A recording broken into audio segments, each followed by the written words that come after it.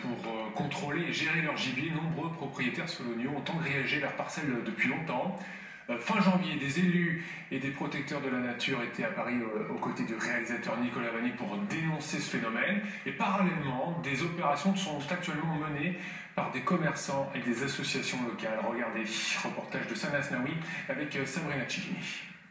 Ça devient insupportable. Notre Sologne est perdue à cause de ça. Là, on est arrivé que l'économie de la Sologne va dégringoler, mais vite fait.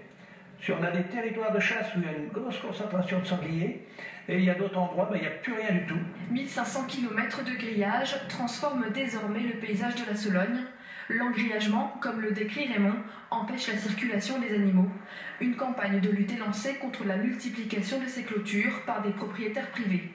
Ce couple distribue des autocollants pour sensibiliser les habitants et les commerçants à ce problème. Je suis complètement contre ces grandes propriétés qui sont clôturées à 2 mètres de haut, qui deviennent des parcs ou des enclos, parce qu'il y a les deux définitions qui sont assez différentes l'une de l'autre, mais où on peut chasser toute l'année, et c'est pas le but. Il y a la libre circulation des animaux, les animaux doivent pouvoir se déplacer. Aucune loi pour l'instant n'a été votée, mais les habitants et les commerçants peuvent désormais montrer leur mécontentement grâce à cet autocollant.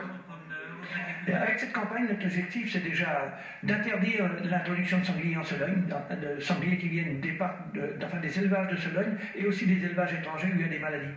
Et en même temps, éviter le nourrissage et arriver à un moment à faire retirer les clôtures pour retrouver notre Sologne naturelle.